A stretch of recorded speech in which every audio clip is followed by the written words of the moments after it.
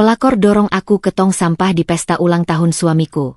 Namun suami malah tertawa dan menghinaku, jijik, di depan semua tamu.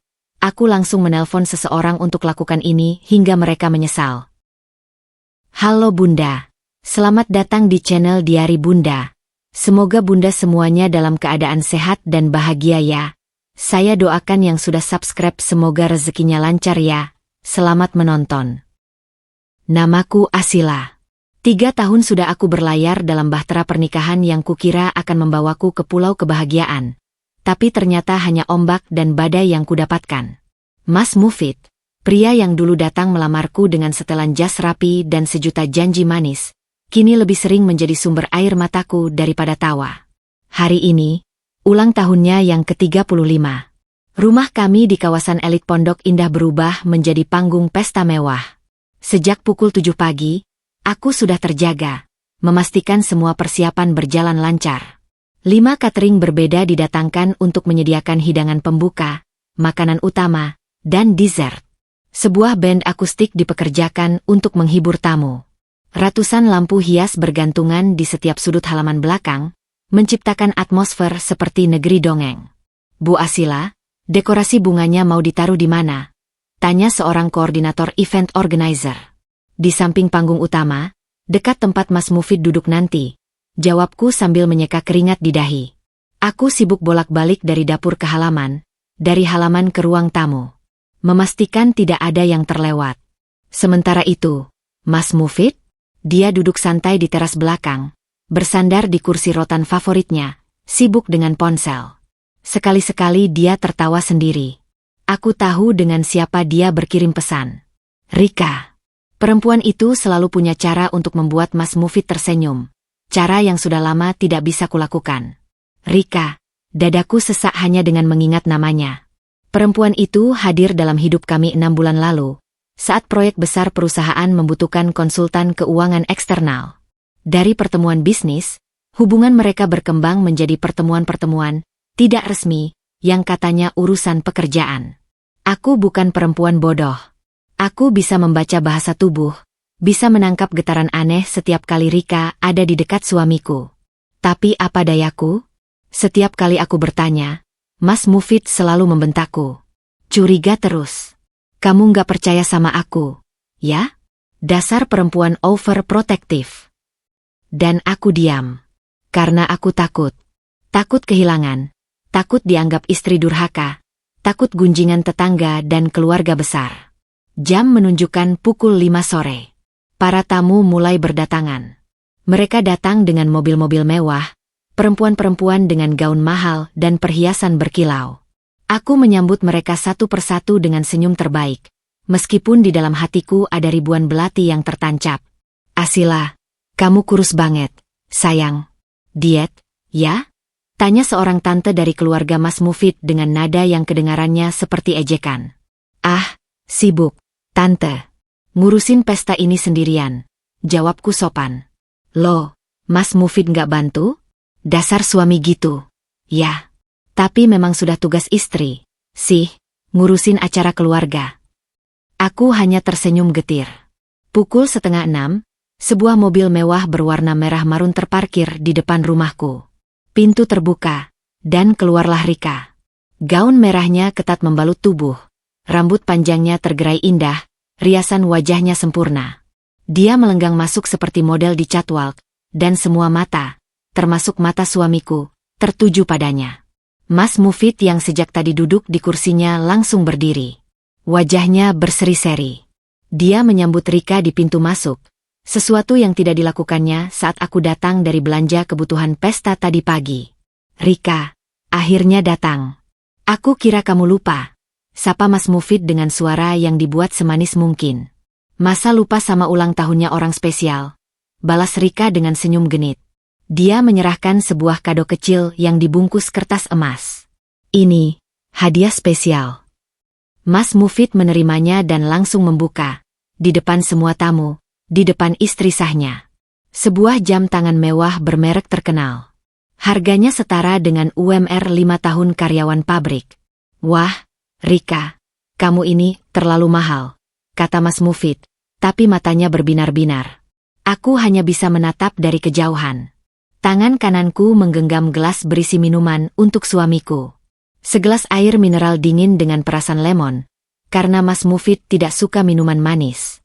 Aku tahu itu setelah 3 tahun menikah. Aku memberanikan diri mendekat. Mas, ini minumannya, kataku pelan, menyodorkan gelas. Mas Mufid menoleh sebentar, lalu matanya kembali ke Rika. Dia mengambil gelas itu tanpa menatapku, dan langsung memberikannya pada Rika. Rika, ini buat kamu. Udah panas, ya, di luar. Minum dulu. Rika menerima gelas itu dengan senyum manis. Terima kasih, Mas Mufid. Perhatian banget, sih. Aku membeku di tempat. Gelas yang kubawa dengan penuh perhatian, yang kusiapkan dengan tangan gemetar karena lelah, kini diminum oleh perempuan lain. Suamiku bahkan tidak mengatakan terima kasih padaku. Tidak ada ucapan apapun. Malam semakin larut, pesta semakin meriah. Tamu-tamu menari diiringi musik, tertawa, bercengkerama. Aku sibuk memastikan catering tidak kehabisan makanan, meminta pelayan menambah minuman, dan membersihkan meja-meja yang berantakan. Tidak ada yang menawarkan kursi padaku. Tidak ada yang menanyakan apakah aku ingin minum atau makan. Aku seperti hantu di pestaku sendiri. Mas Mufid dan Rika? Mereka tidak pernah berpisah. Berdiri bersama, duduk bersama, tertawa bersama. Beberapa kali kudengar bisik-bisik tamu. Itu siapa? Ya, yang dekat sama Mas Mufid. Katanya konsultan. Tapi lihat, deh, mesra banget. Istrinya kok diamin aja, sih? Ya, namanya juga istri. Udah nggak cantik, udah tua. Wajar suami lari ke yang lebih muda. Setiap bisikan itu seperti sembilu yang mengiris hatiku. Tapi aku bertahan. Karena ini pesta suamiku. Karena aku istrinya. Karena aku harus kuat. Jam menunjukkan pukul 9 malam. Acara sudah memasuki sesi hiburan. Band akustik membawakan lagu-lagu cinta. Mas Mufid dan Rika duduk berdekatan di sofa taman, berbincang dengan kepala hampir bersentuhan. Aku memutuskan untuk ke dapur, mengecek kue ulang tahun yang akan dipotong pukul 10 nanti. Aku berjalan melewati kerumunan tamu, melewati area bar, melewati kolam renang. Sampai di area dekat pagar, tempat tong sampah besar disimpan karena dapur sedang penuh peralatan. Aku merasakan sesuatu yang aneh. Langkah kaki di belakangku. Terlalu dekat. Sebelum aku sempat menoleh, sebuah dorongan keras menghantam punggungku. Brak! Aku tersungkur ke depan. Wajahku hampir mencium bau busuk sampah yang menggunung. Tanganku terperosok ke dalam plastik basah berisi sisa-sisa makanan. Bau amis, bau asam, bau busuk bercampur menjadi satu. Gaun biru dongker yang kupakai dengan hati-hati, satu-satunya gaun bagus yang masih layak, kini kotor oleh lendir dan kotoran. Aku menoleh dan melihat Rika berdiri di belakangku. Tangannya masih terulur, pose seperti baru saja mendorong. Di wajahnya tidak ada sedikit pun penyesalan. Justru senyum lebar mengembang. Wah, maaf ya, Asila. Nggak sengaja. Kakiku kesandung, nggak sengaja dorong kamu. Ucapnya, tapi matanya penuh ejekan. Aku tahu itu tidak sengaja. Aku tahu itu disengaja. Tapi semua orang di sekitarku hanya diam. Beberapa tamu mulai memperhatikan, tapi tidak ada yang bergerak menolongku. Aku mencoba berdiri. Tumit kananku patah. Aku terhuyung dan hampir jatuh lagi. Dan saat itulah Mas Mufid muncul. Dia berdiri di antara kerumunan yang mulai mengerumuni tempat kejadian. Dia melihat aku di tumpukan sampah. Dia melihat Rika berdiri di samping dengan ponsel di tangan. Entah sejak kapan dia merekam. Mas Mufid tertawa. Bukan tawa kecil atau tawa kasihan. Tawa keras, menggelegar, tawa yang menggema di seluruh halaman. Dia menunjuk ke arahku, ke gaunku yang kotor, ke rambutku yang berantakan terkena sisa-sisa sayur. Jijik, teriaknya dengan suara lantang, cukup untuk didengar semua tamu yang mulai berkumpul. Lihat tuh istri saya. Udah kayak pemulung. Malu-maluin banget. Beberapa tamu ikut tertawa. Yang lain hanya ternganga. Aku melihat seorang ibu parubaya menutup mulut, mungkin iba, mungkin jijik. Aku tidak tahu. Mas Mufid melangkah mendekati Rika, merangkul bahunya erat. Rika, kamu nggak apa-apa? Jangan deket-deket dia, nanti bajumu kotor. Ayo kita pindah ke dalam. Mereka berjalan pergi, meninggalkanku sendirian. Dengan tatapan iba, cibiran, dan tawa dari para tamu. Rika sempat menoleh ke belakang. Dia melambai padaku dengan jari-jarinya, lalu tersenyum lebar. Senyum kemenangan. Aku menunduk. Tanganku gemetar. Bukan karena malu. Bukan karena marah. Tapi karena ada sesuatu yang retak di dalam diriku. Retak yang kemudian meledak menjadi tekad yang sangat dingin.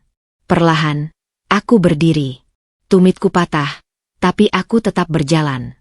Melewati tamu-tamu yang masih bergosip, melewati panggung tempat band berhenti bermain karena kebingungan, melewati kursi-kursi taman yang kini kosong karena semua orang berkumpul menyaksikan aibku. Aku masuk ke rumah. Setiap langkah terasa berat, tapi kepalaku terasa ringan. Aneh. Mungkin karena akhirnya aku melihat semuanya dengan jelas. Mungkin karena rasa sakit yang memuncak justru membuatku sadar. Pukul 9 malam. Pesta masih berlangsung meriah, tapi aku sudah kehilangan selera untuk tersenyum. Setelah insiden di dekat tong sampah, aku memilih menjauh. Bukan karena takut, tapi karena aku perlu mengatur napas. Jika aku tetap di sana, bisa-bisa aku melakukan hal yang akan kusesali, atau mungkin justru tidak akan kusesali sama sekali. Aku berjalan ke dapur utama. Dapur ini luas, dengan kitchen set minimalis berwarna putih yang dulu menjadi impianku.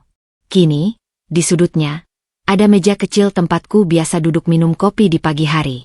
Aku duduk di sana, memijit pelipis yang berdenyut. Bu Asila, kok di sini? Suara Mbak Yanti, asisten rumah tangga yang sudah bekerja padaku sejak tahun pertama pernikahan, membuatku menoleh. Matanya membulat saat melihat kondisiku. Loh, Bu, bajunya kok ada apa? Bu. Aku menunduk. Gaun biruku masih kotor, meskipun sebagian sudah kuseka dengan tisu basah di kamar mandi tamu tadi. Bau sampah masih melekat, menusuk hidung setiap kali aku bergerak. Nggak apa-apa, Mbak. Jatuh sedikit. Jawabku singkat. Aku tidak ingin Mbak Yanti terlibat dalam drama ini. Mbak Yanti mendekat, meraih tanganku. Bu, mata ibu merah. Ibu nangis, ya. Aku menggeleng. Aku tidak nangis. Sudah lama aku tidak bisa menangis. Mungkin air mataku sudah kering, terkuras habis oleh 3 tahun penuh luka. Bu, Mbak dengar dari teman-teman pelayan, katanya Pak Mufid sama perempuan itu. Mbak Yanti ragu melanjutkan. Sudah, Mbak. Nanti kita bicara lain kali. Sekarang tolong ambilkan aku air minum hangat. Mbak Yanti menghela napas, tapi menurut. Dia pergi ke wastafel, mengambil gelas, dan mengisinya dengan air hangat dari dispenser.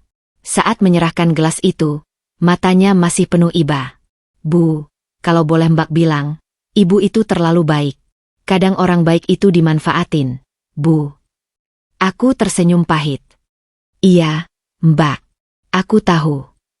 Suara riuh dari halaman belakang kembali terdengar. Lagu berganti, tamu-tamu berteriak sorak. Mungkin band sedang membawakan lagu favorit mereka. Atau mungkin Mas Mufid sedang bersulang dengan Rika. Entahlah. Aku memutuskan untuk ke kamar mandi lagi. Kali ini aku benar-benar harus membersihkan diri. Gaun ini sudah tidak bisa diselamatkan. Kotor, sobek di bagian pinggir, dan baunya sungguh tidak sedap. Tapi aku tidak punya gaun cadangan. Semua gaun bagusku sudah lama tidak terpakai. Karena Mas Mufid selalu bilang aku tidak perlu bergaya. Cukup jadi istri rumahan yang baik. Kamar mandi tamu di dekat dapur cukup luas. Aku menutup pintu, berdiri di depan cermin besar. Yang kulihat adalah perempuan asing. Mata sayu dengan lingkaran hitam di bawahnya. Pipi agak cekung. Rambut acak-acakan. Gaun kotor dengan noda membandel. Apa aku sejijik itu? Bisikku pada bayangan sendiri. Tidak ada jawaban. Hanya keheningan dan suara air keran yang menetes. Aku membuka ponselku. Membuka galeri. Foto-foto pernikahan 3 tahun lalu masih tersimpan rapi. Aku dalam gaun putih, tersenyum bahagia. Mas Mufid di sampingku, menggenggam tanganku erat. Janji suci diucapkan di hadapan penghulu, keluarga, dan Tuhan. Sekarang, janji itu seperti sampah. Seperti diriku saat ini. Sebuah notifikasi masuk. Email dari Pak Handoko. Bu Asila, dokumen-dokumen yang Ibu minta sudah saya siapkan. Tinggal Ibu tanda tangani kapanpun siap. Saya tunggu instruksi selanjutnya. Dokumen itu adalah surat kuasa khusus. Kuasa untuk menyelidiki keuangan perusahaan, kuasa untuk mengakses data pribadi Mas Mufid, kuasa untuk melakukan audit forensik atas semua transaksi mencurigakan. Aku sudah menyiapkannya sejak 3 bulan lalu. Saat pertama kali mencium ada yang tidak beres dengan Rika. Tapi aku urung menandatanganinya. Setiap kali hendak melakukannya, selalu ada rasa takut. Takut salah. Takut menyesal. Takut dibilang istri durhaka. Malam ini, aku akan menandatanganinya. Aku keluar dari kamar mandi, memutuskan untuk ke kamar utama. Di tengah perjalanan melewati ruang keluarga, aku berpapasan dengan 2 orang tamu yang sedang mengobrol sambil memegang gelas anggur.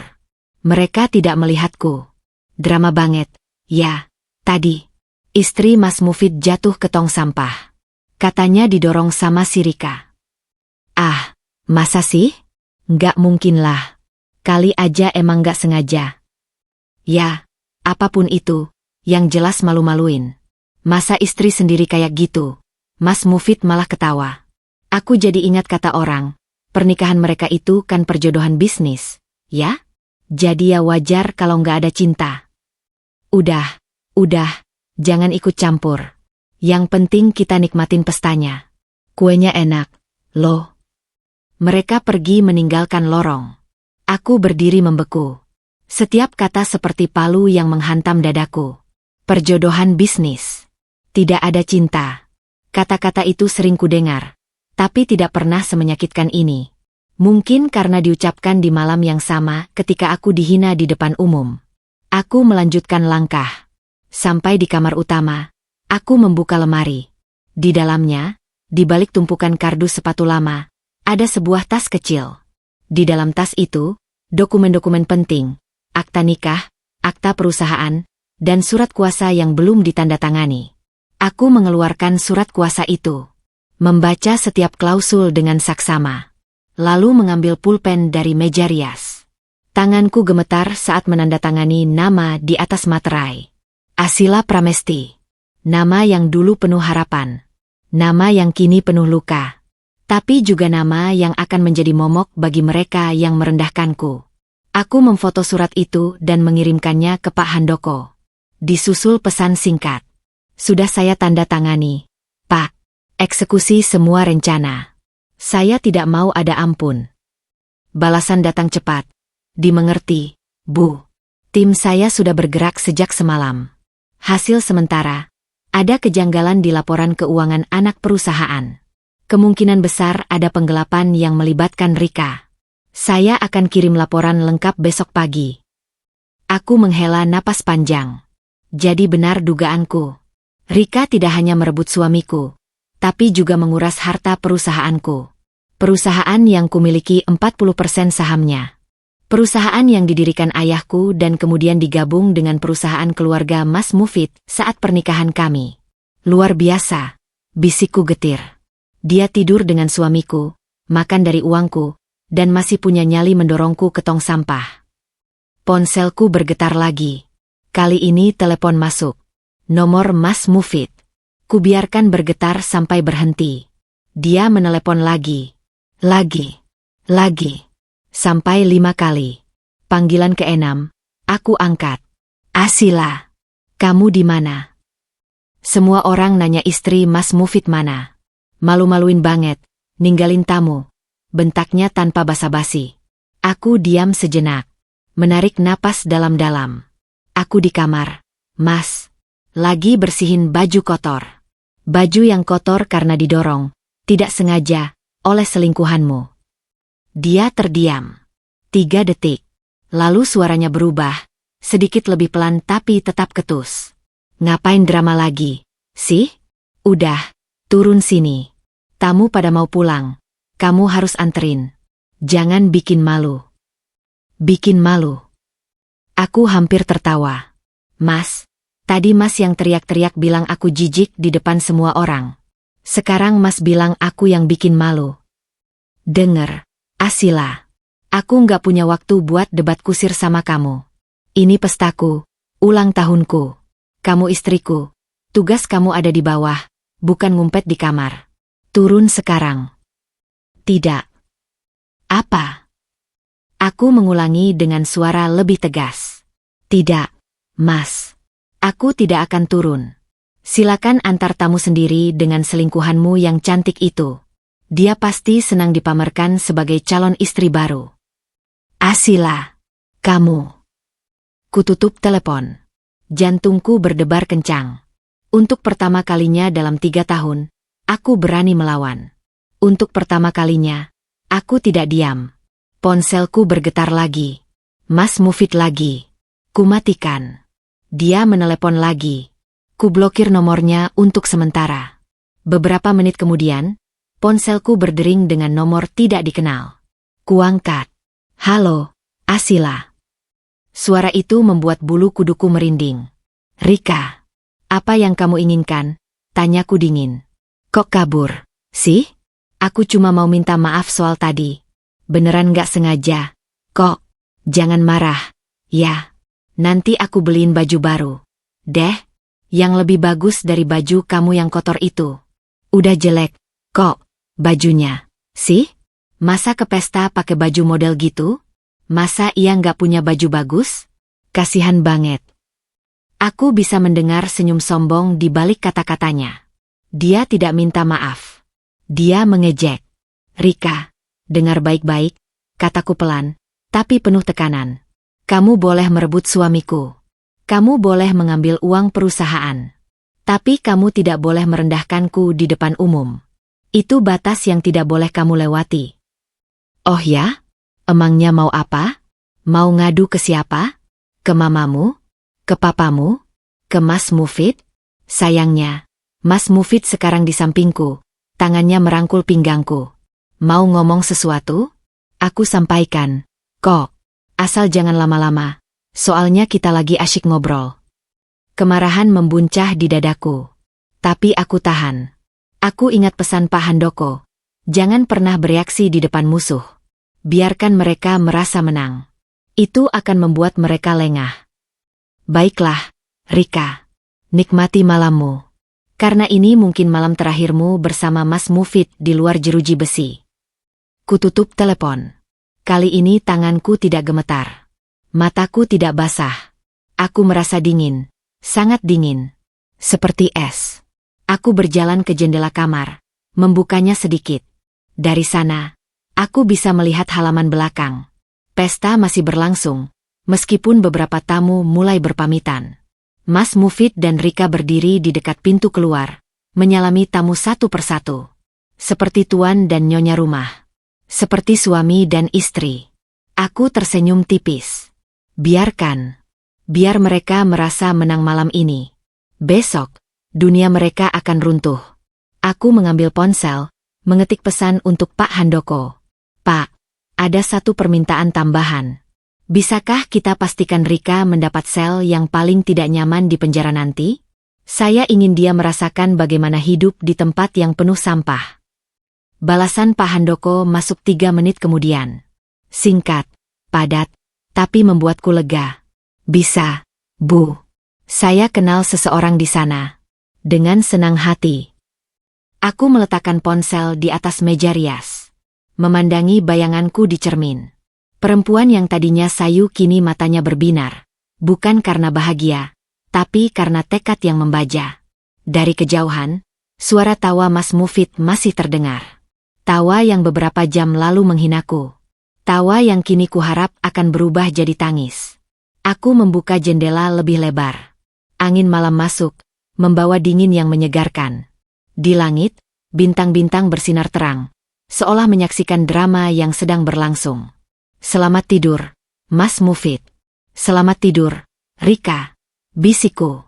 Mimpi indah, karena besok kalian akan terbangun di neraka. Aku menutup jendela, menarik tirai, dan bersiap meninggalkan rumah ini untuk terakhir kalinya. Jam menunjukkan pukul 9:30 malam. Di kamar utama rumah mewah Pondok Indah itu, aku berdiri dengan gaun hitam sederhana yang kontras dengan kemewahan di sekelilingku.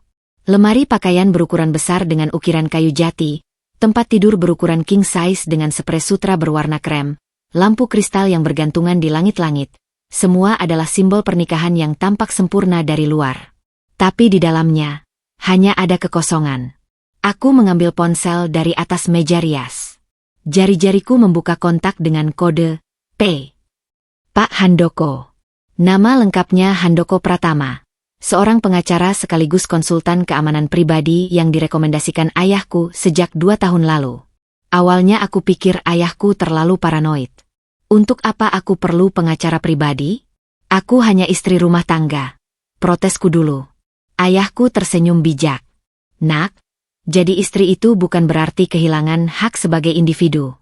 Kamu harus punya orang yang bisa melindungimu, di luar suamimu. Bukan karena aku tidak percaya pada Mufid, tapi karena aku percaya pada ketidakpastian hidup. Sekarang aku mengerti. Ayahku bukan paranoid. Ayahku adalah seorang bijak yang mengenal dunia lebih baik dariku. Kontak P. Itu sebenarnya sudah lama ada di ponselku.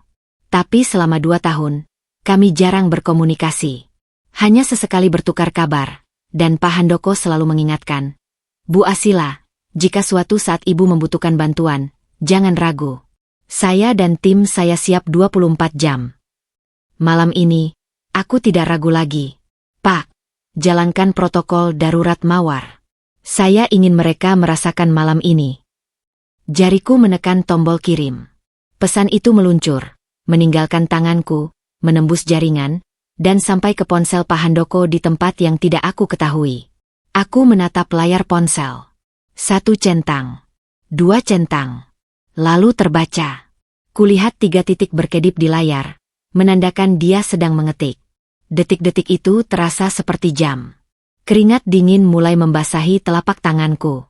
Apakah ini keputusan yang tepat? Apakah aku tidak terlalu kejam? Lalu balasan itu datang. 1 kata. 1 kata yang mengubah segalanya. Siap. Aku menghela napas panjang. Tidak ada jalan mundur sekarang. 3 menit kemudian, ponselku berdering. Telepon dari Pak Handoko. Kuangkat. Bu Asila, selamat malam. Saya sudah menerima instruksi Ibu.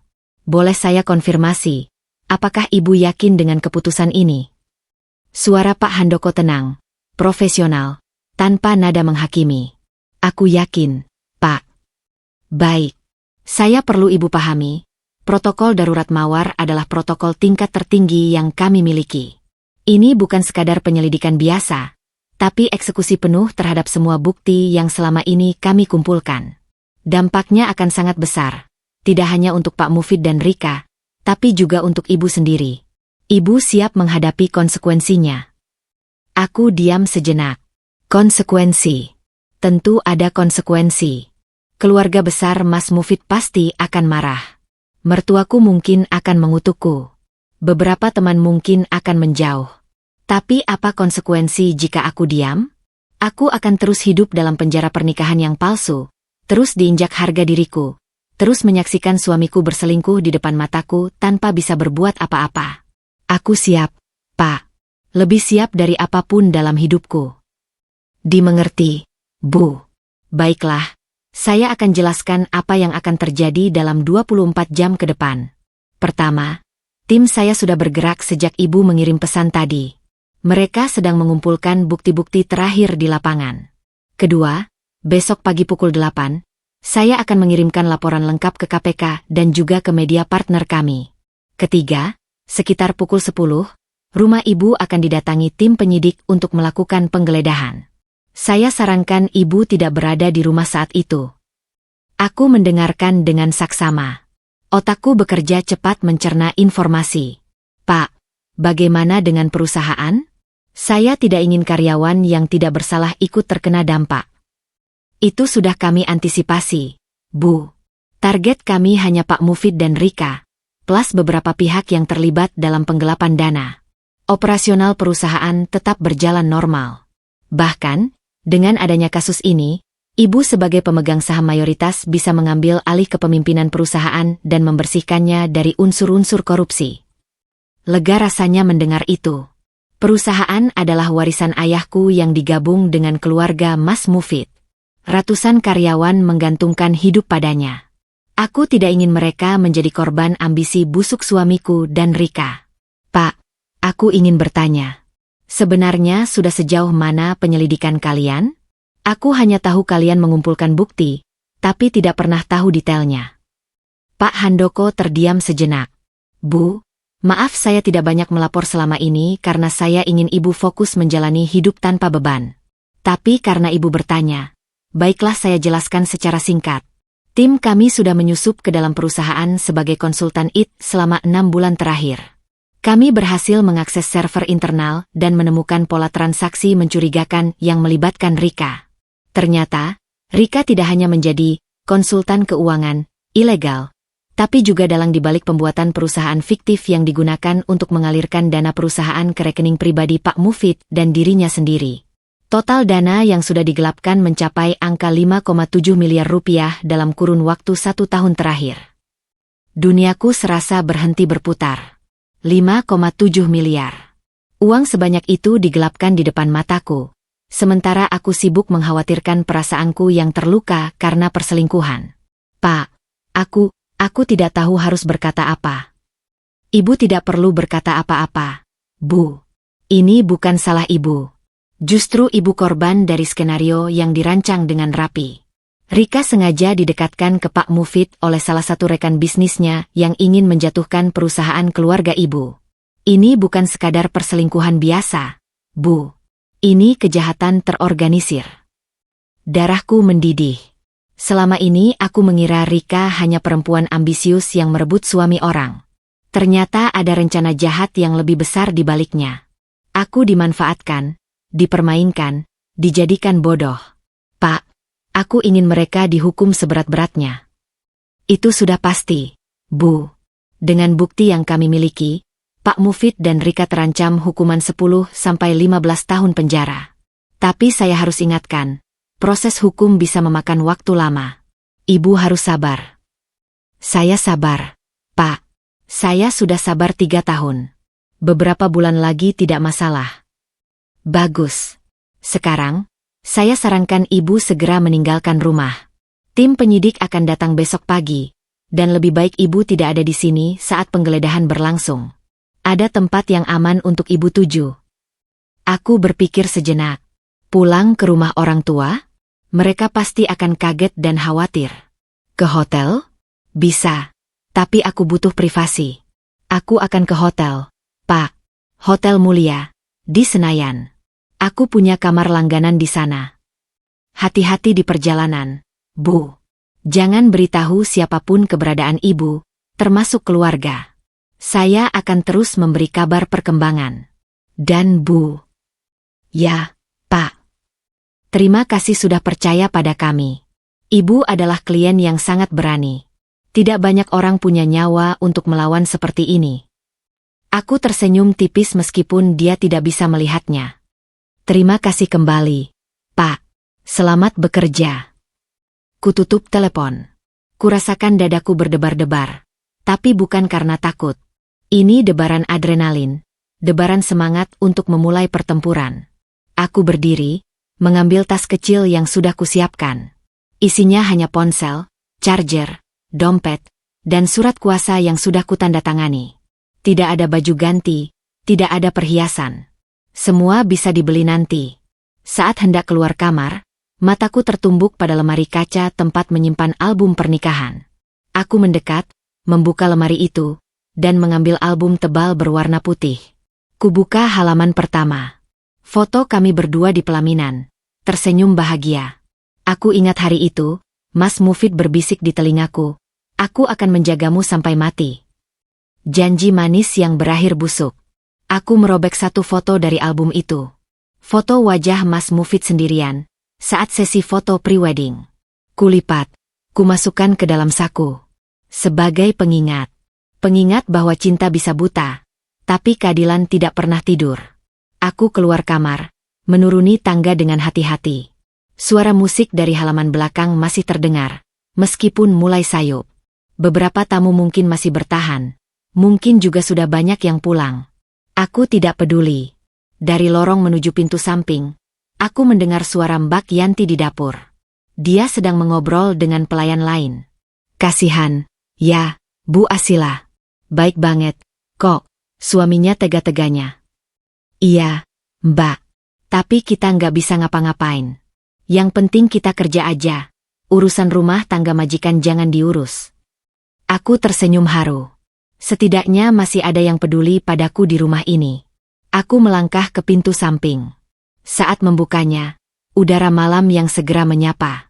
Garasi terletak di sisi kanan rumah, agak tersembunyi dari halaman utama. Mobil SUV hitamku terparkir sendiri, jauh dari mobil mewah Mas Mufid yang berwarna putih. Aku membuka pintu mobil, duduk di kursi pengemudi. Bau khas mobil baru masih terasa, meskipun mobil ini sudah setahun kugunakan. Aku jarang memakainya karena Mas Mufid lebih suka aku mengemudikan mobil keluarga yang lebih besar saat pergi bersama. Tapi malam ini, mobil ini adalah kendaraan kebebasanku. Kunyikan mesin. Suaranya halus, menderu pelan. Lampu mobil menyala, menerangi jalan di depanku. Perlahan, aku meluncur keluar garasi. Saat melewati pintu utama rumah, aku bisa melihat dari kejauhan halaman belakang yang masih terang. Terdengar suara tawa, suara musik, suara orang bersulang. Pesta masih berlangsung, dan mereka tidak menyadari bahwa tokoh utama dalam drama ini sudah pergi. Di tikungan jalan, aku berhenti sejenak, menatap rumah itu melalui kaca spion. Lampu-lampu hias yang tadi pagi kupasang dengan susah payah kini berkelap-kelip indah, menerangi kebahagiaan palsu di dalamnya. Selamat tinggal, rumah yang tidak pernah menjadi rumah, bisikku. Aku tancap gas. Mobil melaju meninggalkan kompleks perumahan elit itu, meninggalkan masa lalu, meninggalkan luka. Di perjalanan, ponselku bergetar. Pesan dari nomor tidak dikenal. Kubuka. Asila, kamu kemana? Kok gak ada di rumah? Pesta masih rame loh. Masa istri Mas Mufid kabur? Dasar kurang ajar. Bu Tuti. Mertuaku. Pasti Mas Mufid menyuruhnya mencariku. Aku tidak membalas. Pesan berikutnya masuk. Asila, angkat telepon ibu. Jangan bikin malu keluarga. Bu Tuti. Lagi. Kubiarkan. Pesan ketiga lebih panjang. Kamu pikir kamu siapa? Meninggalkan tamu. Meninggalkan suami. Dasar istri durhaka. Nanti aku ceritakan ke semua keluarga kamu yang tidak tahu diri. Bu Tuti. Aku tersenyum getir. Durhaka? Dia bilang aku durhaka? Sementara anak lelakinya berselingkuh di depan mata, menghinaku di depan umum, dan membiarkan gundiknya mendorongku ke tong sampah? Luar biasa definisi durhaka menurut mertuaku. Kuhapus semua pesan itu tanpa dibalas. Sampai di hotel mulia, aku memarkir mobil di basement. Aku berjalan ke lobi dengan langkah mantap, meskipun hatiku masih berdebar. Resepsionis menyapaku ramah. Selamat malam, Bu Asila. Kamar ibu yang biasa? Iya, Mbak. Tolong untuk 1 malam dulu, bisa diperpanjang nanti. Baik, Bu. Ini kartunya. Aku naik ke kamar di lantai 22. Kamar ini sudah menjadi langgananku sejak dulu, saat aku masih sering menginap di sini bersama teman-teman masa lajang. Sudah lama tidak ke sini. Sekarang aku kembali, dengan status berbeda, dengan hati yang berbeda. Kamar nomor 2218. Kubuka pintunya, dan kehangatan langsung menyambut. Kamar ini luas, dengan jendela besar menghadap ke Cakrawala Jakarta. Aku berjalan ke jendela, membuka tirai. Pemandangan kota malam terbentang di depanku. Lampu-lampu gedung tinggi berkelap-kelip, kendaraan di jalan raya terlihat seperti ribuan kunang-kunang yang bergerak lambat. Aku duduk di kursi dekat jendela, menatap keluar. Pikiran berkecamuk. Apa yang sedang terjadi di rumah sekarang? Apakah Mas Mufid sadar aku pergi? Apakah Rika masih ada di sana? Tersenyum sombong? Ponselku bergetar. Pak Handoko lagi. Bu, maaf mengganggu. Saya hanya ingin mengabari bahwa tim kami sudah menyelesaikan pengumpulan bukti. Besok pagi pukul 7, dokumen-dokumen akan kami serahkan ke KPK. Saya juga sudah menghubungi beberapa wartawan dari media nasional. Mereka akan meliput penggerebekan di rumah ibu besok. Terima kasih, Pak. Tolong kabari saya jika ada perkembangan. Tentu, Bu. Oh ya, satu lagi. Saya sudah memastikan bahwa Rika akan mendapatkan sel yang sesuai permintaan ibu. Ada sel di rutan Pondok Bambu yang cukup istimewa. Lokasinya dekat dengan tempat pembuangan sampah sementara. Baunya sangat menyengat. Saya pikir itu cocok untuk seseorang yang suka mendorong orang ke tong sampah. Untuk pertama kalinya malam ini, aku benar-benar tersenyum. Senyum lebar, tulus, puas. Terima kasih, Pak. Terima kasih banyak. Sama-sama, Bu. Selamat beristirahat. Besok adalah hari besar. Telepon berakhir. Aku merebahkan diri di atas tempat tidur empuk. Langit-langit kamar putih bersih. Tidak ada noda, tidak ada celah. Berbeda dengan langit-langit rumahku yang penuh kenangan buruk. Aku memejamkan mata. Doa singkat kupanjatkan pada Tuhan. Ya Allah, jika ini jalan yang Engkau ridhau, lancarkanlah. Jika ini kesalahanku, ampuni aku. Tapi aku hanya ingin keadilan. Aku hanya ingin mereka tahu bahwa menghina orang itu ada balasannya. Di luar, Jakarta terus berdenyut. Di dalam kamar 2218, seorang perempuan yang baru saja memulai perang, mulai terlelap. Bukan tidur yang nyenyak, tapi tidur yang cukup untuk memulihkan tenaga. Karena besok, perang sesungguhnya akan dimulai. Aku terbangun bukan karena alarm, tapi karena getaran ponsel yang tak henti-henti berdering. Mata masih berat, tubuh masih lelah, tapi instingku langsung tajam. Kurai ponsel dari meja samping tempat tidur. Layar menampilkan pukul 6.47 pagi dan 47 notifikasi yang belum dibaca. 47 notifikasi. Jantungku berdetak lebih cepat. Ini belum pernah terjadi sebelumnya. Kubuka satu persatu dengan tangan sedikit gemetar. Grup WhatsApp keluarga besar pihak Mufid, 187 pesan baru. Grup arisan bulanan, 234 pesan baru. Grup alumni SMA, 89 pesan baru. Inbox pribadi, 23 pesan dari nomor-nomor yang kukenal dan tidak kukenal. Belum lagi panggilan tidak terjawab dari mertua, ipar, beberapa teman, dan 12 panggilan dari Mas Mufid. Aku memilih membuka grup keluarga pihak Mufid terlebih dahulu. Isinya campur aduk antara kemarahan, kepanikan, dan kebingungan. Astagfirullah. Kalian udah lihat berita? Rumah digerebek KPK. Tulis seorang ipar dengan huruf kapital semua. Mufid. Cepat angkat telepon. Apa yang terjadi? Itu dari mertua laki-lakiku. Katanya ada kasus penggelapan pajak. Beneran nih. Itu Rika ikut diamankan katanya. Siapa sih Rika? Rika itu konon perempuan simpanan Mufid. Apa? Mufid selingkuh. Aku membaca cepat, mencerna informasi. Jadi tim Pak Handoko sudah bekerja. Penggerebekan sudah dimulai. Kubuka grup arisan. Isinya lebih banyak gosip dan spekulasi. Teman-teman, kalian lihat berita? Rumahnya Asila digerebek KPK loh. Ya ampun, Asila gimana kabarnya? Kasian banget. Katanya suaminya korupsi sama selingkuhannya. Duh, serem banget ya jadi istri. Dulu aku udah curiga lihat tingkah laku suaminya. Sombong banget orangnya. Jangan julid dulu. Kita tunggu faktanya. Aku menghela napas. Biarlah mereka bergosip. Yang penting aku tahu ini semua bagian dari rencana. Kubuka inbox pribadi. Pesan-pesan bermacam-macam nada. Ada yang menanyakan kabar dengan tulus, ada yang pura-pura peduli padahal ingin mendapat gosip terbaru, dan ada juga yang langsung menyalahkanku. Satu pesan dari nomor tidak dikenal menarik perhatianku. Isinya singkat tapi menusuk. Ini semua ulahmu kan? Asila? Kamu yang laporin Mufid? Dasar istri durhaka. Tuhan pasti akan membalas perbuatanmu.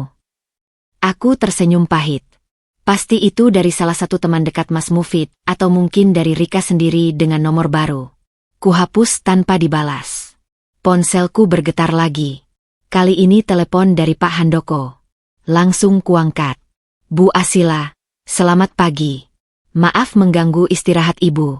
Saya hanya ingin memastikan Ibu sudah melihat beritanya. Sudah, Pak. Ini ponsel saya hampir meledak. Tolong update saya. Apa yang sebenarnya terjadi sekarang? Pak Handoko menjelaskan dengan nada tenang khasnya. Tim KPK masuk ke rumah Ibu pukul 6.15 pagi tadi. Pak Mufid sedang tertidur di kamar tamu. Ternyata dia tidak tidur di kamar utama semalam. Rika juga ada di rumah. Diamankan saat mencoba kabur lewat pintu belakang. Keduanya sekarang dibawa ke gedung KPK untuk pemeriksaan awal. Proses penggeledahan masih berlangsung. Tim saya di lokasi melaporkan bahwa banyak dokumen dan barang bukti elektronik yang disita. Aku membayangkan kekacauan di rumah itu. Mas Mufid yang biasanya tampil sempurna di depan publik, kini digelandang petugas dengan baju kusut dan wajah pucat. Rika yang kemarin sore tampil anggun dengan gaun merah, kini diciduk saat mencoba melarikan diri. Ironis. Pak, bagaimana dengan Mbak Yanti dan asisten rumah tangga lainnya? Saya khawatir mereka trauma. Tim saya sudah memastikan mereka aman, Bu. Mereka dimintai keterangan sebentar, lalu dipersilakan istirahat. Saya juga sudah menyuruh salah satu staf saya untuk mendampingi mereka dan memberikan pengertian bahwa ini bukan kesalahan mereka. Terima kasih, Pak. Itu sangat membantu. Bu, ada satu hal lagi yang perlu Ibu ketahui. Suara Pak Handoko sedikit berubah. Lebih serius. Media sudah mulai memberitakan. Nama Ibu disebut-sebut sebagai istri yang melaporkan suaminya sendiri. Beberapa media memberitakan dengan judul yang provokatif. Saya khawatir Ibu akan mendapat serangan dari berbagai pihak. Aku sudah menduga ini. Biarkan, Pak. Saya siap. Tapi tolong. Jika ada pemberitaan yang tidak benar dan merugikan saya, segera ambil tindakan hukum. Tentu, Bu. Tim humas kami sudah siaga. Mereka akan memonitor semua pemberitaan dan memberikan klarifikasi jika diperlukan. Saya juga sudah menyiapkan rilis pers resmi atas nama Ibu yang akan dikirim ke media-media utama siang nanti. Bunyi rilisnya bagaimana, Pak? Kurang lebih seperti ini. Saya, Asila Pramesti, selaku istri sah dari Mufid Hidayat dan pemegang saham PT Kencana Abadi, menyatakan mendukung penuh proses hukum yang sedang berjalan. Saya berharap kasus ini dapat diusut tuntas sehingga keadilan dapat ditegakkan. Sebagai warga negara yang baik, saya percaya pada aparat penegak hukum. Mohon doa dan dukungan dari semua pihak agar saya dan keluarga dapat melalui masa sulit ini dengan baik. Nada netral, tidak menyerang, tapi juga tidak membela. Bagus, Pak. Tepat seperti yang saya inginkan. Ada pesan tambahan untuk Pak Mufid atau Rika, Bu. Aku berpikir sejenak. Ada ribuan kata yang ingin kulontarkan. Kemarahan, kekecewaan, rasa sakit. Tapi tidak sekarang. Tidak di depan publik. Tidak, Pak. Biarkan hukum yang berbicara. Saya tidak ingin terlihat seperti balas dendam. Keputusan bijak, Bu. Baiklah, saya akan terus update. Ibu istirahat saja dulu. Makan yang teratur. Jaga kesehatan. Ini akan jadi proses panjang. Telepon berakhir. Aku merebahkan diri lagi di tempat tidur, menatap langit-langit kamar. Pikiranku melayang ke rumah yang kini penuh dengan petugas dan wartawan. Apakah mereka sudah membongkar lemari-lemariku? Apakah mereka menemukan surat-surat cinta Mas Mufid yang dulu? Apakah mereka melihat album pernikahan yang kurobek semalam? Ponselku kembali bergetar. Kali ini panggilan video dari ibuku. Dengan perasaan campur aduk, kuangkat. Asila. Nak, kamu di mana? Ibu khawatir banget. Wajah ibuku muncul di layar. Mata sembab, pipi basah. Beliau sudah menangis. Ibu, tenang. Aku di tempat aman. Di hotel. Di hotel? Kenapa di hotel? Kenapa nggak di rumah? Ibu udah dengar berita. Nak, astagfirullah, Mufid kok bisa-bisanya. Aku nggak bisa di rumah, Bu. Terlalu banyak kenangan buruk. Lagian, rumah lagi digeledah KPK sekarang. Lebih baik aku di sini dulu. Ibuku mengangguk, berusaha tenang. Ayah juga udah denger. Beliau marah besar. Nak, mau ke Jakarta sekarang. Tapi ibu tahan, bilang tunggu kabar dari kamu dulu. Bilang ke ayah, jangan ke Jakarta dulu. Ini urusanku, Bu. Aku harus selesaikan sendiri. Lagian, ayah punya tekanan darah tinggi. Nggak baik kena stres. Tapi nak, kamu sendirian di sana? Siapa yang temani? Kamu makan belum? Aku tersenyum. Ibuku tetap ibuku. Selalu khawatir pada hal-hal kecil meskipun dunia sedang kacau. Aku baik-baik saja, Bu. Nanti aku pesan makanan. Ada Pak Handoko yang bantu urus semua. Ibu nggak usah khawatir. Nak, ibu cuma mau tanya satu hal.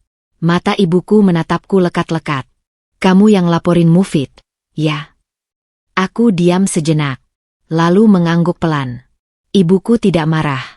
Beliau malah tersenyum, meskipun air matanya masih mengalir. Ibu bangga sama kamu, nak. Ibu tahu, pasti berat banget buat kamu ngambil keputusan ini. Tapi ibu juga tahu, kamu anak yang kuat. Ayah juga pasti bangga. Sekarang giliran mataku yang berkaca-kaca. Makasih, Bu. Makasih banyak. Pokoknya ibu dan ayah dukung kamu apapun yang terjadi. Kamu nggak sendiri. Ingat itu. Kami bicara beberapa menit lagi, tentang hal-hal kecil, tentang kabar sepupu yang baru melahirkan, tentang kucing peliharaan di rumah yang sedang hamil. Percakapan yang terasa normal di tengah situasi yang sangat tidak normal. Tapi justru itu yang kubutuhkan. Pengingat bahwa masih ada kehidupan di luar skandal ini. Setelah menutup telepon dengan ibu, aku memutuskan untuk mandi.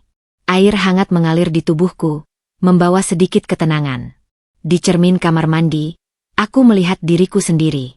Masih sama seperti semalam, tapi ada perubahan di mataku. Ada kilau baru. Kilau seorang pejuang. Aku memilih pakaian sederhana, kemeja putih polos dan celana bahan hitam. Tidak menor, tidak mencolok, tapi tetap rapi. Aku tidak tahu apakah hari ini akan ada wartawan yang menghampiriku, tapi aku harus siap. Selesai berdandan, aku memesan sarapan. Sambil menunggu, kubuka ponsel lagi. Berita-berita sudah bermunculan di laman utama portal online. KPK amankan pengusaha muda ternama di rumah mewah Pondok Indah. Skandal korupsi dan perselingkuhan. Direktur PT Kencana Abadi dibekuk. Rekening dibekukan, rumah digeledah. Istri sah di mana? Judul terakhir membuatku mengernyit. Istri sah di mana? Seolah-olah aku yang salah karena tidak berada di rumah saat digerebek. Komentar-komentar netizen pun mulai bermunculan. Beragam, dari yang mendukung hingga yang menghujat. Kasian banget istrinya. Pasti hancur hatinya. Emang benar kata pepatah, di balik pria sukses pasti ada wanita yang siap nusuk dari belakang. Maksudnya Rika nusuk Mufid dari belakang secara harfiah WKWKWK. Itu istrinya ikut terlibat enggak, ya? Jangan-jangan kong kali kong. Duh, jangan asal nuduh. Istrinya juga korban.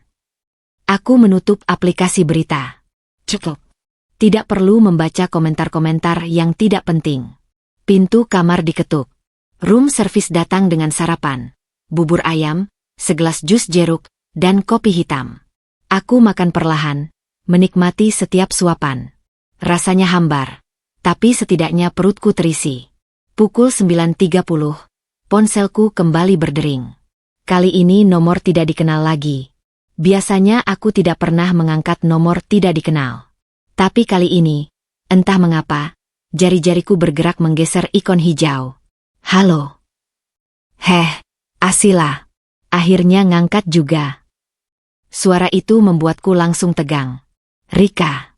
Aku diam, menunggu apa yang akan dia katakan selanjutnya. Kamu senang, ya? Sekarang aku di tahanan. Kamu yang lapor, kan? Dasar perempuan licik. Suaranya tinggi, histeris, jauh berbeda dari nada genit yang biasa kudengar. Aku bisa membayangkan wajahnya yang biasanya penuh make-up kini pucat dan kusut. Rika, kamu nelpon dari mana? Tanyaku tenang. Dari sini. Dari kantor polisi. Mereka kasih aku izin nelpon 1 kali. Dan aku pilih nelpon kamu. Biar kamu tahu, aku nggak akan diam. Aku punya banyak teman di luar.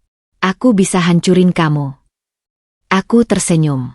Bukan senyum takut, tapi senyum iba. Rika, kamu dengar suaramu sendiri? Kamu berteriak. Kamu histeris. Itu tanda kamu kalah. Orang yang menang tidak perlu berteriak. Dia terhenti sejenak. Lalu suaranya berubah jadi tangis. Asila, tolong, aku mohon, cabut laporannya. Aku janji nggak akan deket-deket Mufid lagi. Aku akan pergi jauh. Tolong. Ah, jadi ini strateginya. Dari marah jadi merengek. Tapi aku tidak sebodoh itu. Rika, sayangnya ini sudah di luar tanganku. Laporan ini bukan aku yang buat. Ini KPK. Mereka punya bukti cukup tentang penggelapan dana 5,7 miliar yang kamu lakukan bersama Mufid. Itu kejahatan negara, bukan urusan pribadi. Aku bisa balikin uangnya. Aku jual semua barangku. Terlambat. Prosesnya sudah berjalan. Asila, kamu perempuan kejam. Tidak berperi kemanusiaan. Dasar mandul. Nggak bisa ngisi anak makanya suaminya lari ke aku. Aku terpaku. Kata-kata itu seperti pisau yang menusuk jantungku. Mandul.